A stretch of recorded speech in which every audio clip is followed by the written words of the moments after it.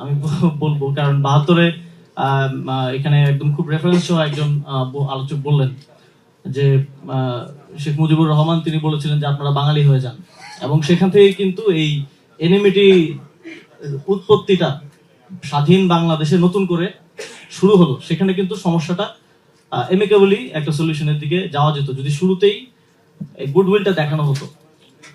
পরবর্তীতে শহীদ প্রেসিডেন্ট জিয়াউর রহমান তিনি খুব তার কিছু উদ্যোগের কারণে আমরা পরবর্তীতে এখন পর্যন্ত একটা পর্যায়ে এখানে আছি।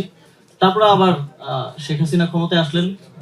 তিনি এসে প্রপার স্টেক হোল্ডার কনসালটেশন ছাড়া, প্রপার একাডেমিক আন্ডারস্ট্যান্ডিং ছাড়া একটা প্রেসক্রাইবড একটা চুক্তির মধ্য দিয়ে আবারও সেই পরিস্থিতিটাকে ঘোলাটে অবস্থায় ফেলে দিলেন, এবং সেখানে আবারও এই বাঙালি অবাঙালির মধ্যে এক ধরনের এনিমিটির জায়গা তৈরি করে রাখলেন।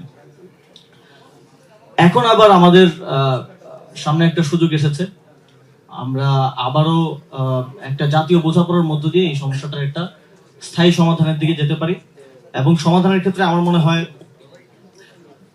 প্রথমত এইটার সমাধান তিনটা আমার মনে হয়। একটা হচ্ছে একাডেমিক, আরেকটা রাজনৈতিক, আর একটা সামাজিক। যখন জাতিসংঘ বা হচ্ছে এই আন্তর্জাতিক সংস্থাগুলোর এই বিষয় নিয়ে আলোচনাগুলো হয়, তখন কিন্তু আমাদের রেফারেন্সটা দিতে হবে একাডেমিক। তখন আমরা আমাদের এখানে রাজনৈতিক কি সমস্যা, আমাদের মধ্যে আঞ্চলিক কি সমস্যা, সামাজিক কি সমস্যা, সেটা নিয়ে তাদের কাছে গেলে হবে না। আপনার প্রপার একাডেমিক রেফারেন্স সহকারে, প্রপার একাডেমিক স্টাডি সহকারে এটাকে উত্থাপন করতে হবে। অন্যথায় এটা তো আপনারা জানেন যে আন্তর্জাতিক সংস্থা হিসেবে জাতিসংঘের তাদের এজেন্ডার মধ্যে এটা অন্তর্ভুক্ত। তো তারা কোথাও সুযোগ পেলে বা প্রপার একটা গ্রাউন্ড পেলে হয়তো এটা বাংলাদেশের ক্ষেত্রেও অ্যাপ্লাই করার এক ধরনের চেষ্টা করতে পারেন। বা এটা নিয়ে বিপরীত পক্ষ থেকে কিন্তু অনেক ধরনের লবিং হয়, এবং শুধু বাংলাদেশ থেকে যে হয় এমন না, এটা বাংলাদেশের পার্শ্ববর্তী যাদেরকে দীর্ঘদিন ধরে বন্ধুরাষ্ট্র বলা হয় তাদের থেকেও কিন্তু এক ধরনের লবিং করার চেষ্টা করা হয়।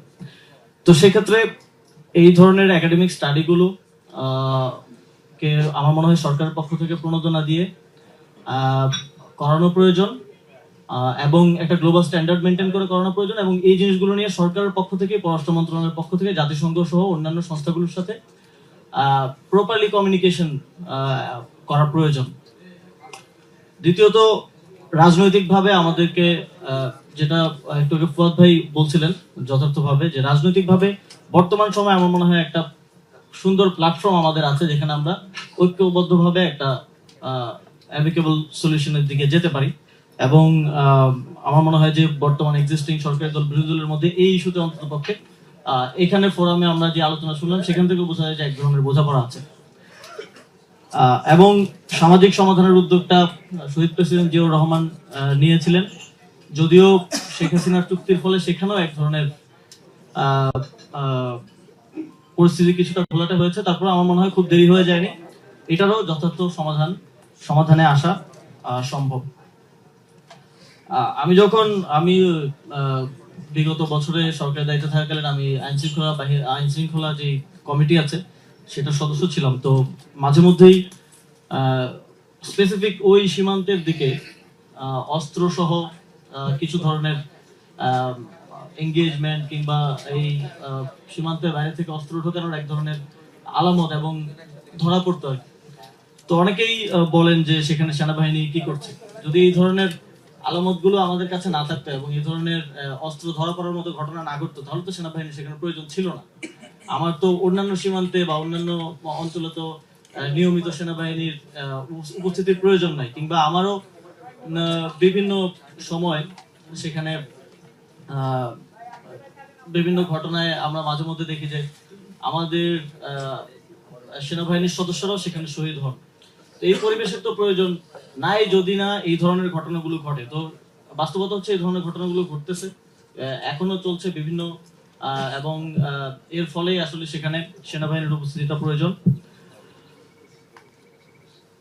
সর্বোপরি আমাদের মধ্যে জাতিগত ভিন্নতা থাকতে পারে, ভাষাগত ভিন্নতা থাকতে পারে, সাংস্কৃতিক রাজনৈতিক ভিন্নতা থাকতে পারে, কিন্তু আমাদের সার্বভৌমত্বের প্রশ্নে, এই আমাদের অখণ্ডতার প্রশ্নে আমার মনে হয় এক জায়গায় আমাদেরকে আসতে হবে। এবং একই সাথে তাদের সংস্কৃতি চর্চার স্বাধীনতা, তাদের যেই স্বাতন্ত্র্য রয়েছে সেটা রক্ষার ক্ষেত্রেও আমাদের একটা আন্ডারস্ট্যান্ডিং নিজেদের মধ্যে থাকা প্রয়োজন। কারণ এই ইনক্লুসিভিটিটাই বাংলাদেশের এই ভূখণ্ডের সৌন্দর্য, এবং পুরো পৃথিবীতে এই ইনক্লুসিভিটি এবং এই রঙিন একটা অবস্থার কারণে কিন্তু বাংলাদেশকে একটু ভিন্ন চোখে দেখা হয়।